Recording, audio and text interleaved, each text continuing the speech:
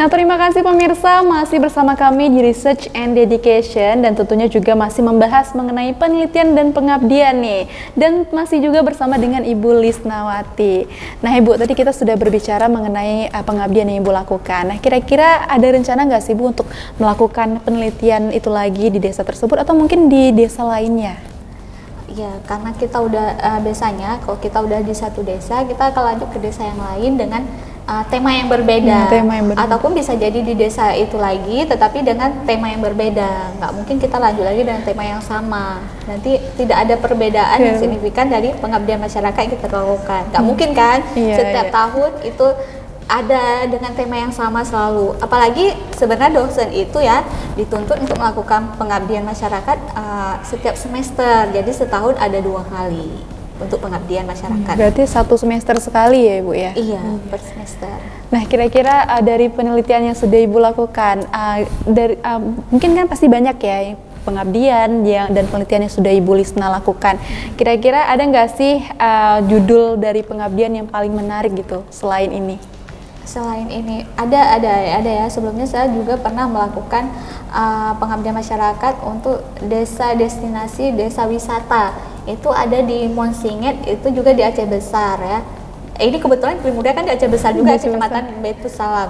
Yang kemudian di Monsinget itu juga di Aceh Besar, Kecamatan Baitus Salam juga. Karena kenapa pilih itu? Karena dekat dengan kampus. Oh iya, pastinya juga memikirkan efisiensi dan efektivitasnya gitu ya Bu ya. Oh iya Bu, tadi ada yang ketinggalan sedikit mengenai penelitian yaitu dari responden yang sudah Ibu lakukan di tempat fitness ya. Itu kira-kira Ibu melakukannya kepada yang peserta laki-laki atau perempuan itu Bu? Nah, untuk penelitian ya di tempat fitness itu kita melakukan penelitiannya untuk laki-laki dan perempuan. Jadi respondennya untuk membernya kan ada 200-an lebih ya. Kemudian kita mengambil sampel respondennya menggunakan rumus Lovin sehingga kita memperoleh nilai sebesar 96 responden. Untuk wanita itu ada 14 responden, kemudian untuk laki-laki berarti ada 82 responden. Nah, untuk laki-laki dan perempuan ini, kalau perempuan kebanyakan ini yang sudah bekerja ya. Untuk laki-laki, dari laki-laki 82 responden ini ada yang pekerja ya, pekerjaannya ada yang pegawai pemerintah, ada karyawan swasta, ada wira swasta, kemudian ada mahasiswa. Ternyata pada saat saya survei, mahasiswa sekarang bukan hanya suka hangout aja, mereka juga rupanya suka berolahraga ya, menghilangkan karbo ya, mengurangi karbo di dalam tubuh. Ya pastinya untuk punya circle dan bersosial itu nggak harus di warkop ya Bu ya sekarang, karena udah zaman udah beda, gaya hidup juga udah semakin berbeda gitu. Nah Ibu, kira-kira selama Ibu Lisna menjabat sebagai seorang dosen ya, berprofesi sebagai seorang dosen, ada nggak sih pengalaman yang paling berkesan sampai dengan saat ini? Pengalaman yang paling berkesan ya, pengalaman pada saat mengajar ada, pada saat penelitian dan pengabdian masyarakat juga ada ya, terutama pada saat pengabdian masyarakat. Nah, saya senang melakukan pengabdian masyarakat karena kita langsung terjun lapangan, langsung berjumpa dengan masyarakat. Nah, masyarakat ini kan ada berbagai macam wataknya ya, ada kemudian jadi kita lebih efisien saja ya pada saat mengapply ilmunya. Jadi pada saat berhadapan dengan mahasiswa seperti ini, pada saat berhadapan masyarakat juga dengan sikap yang berbeda.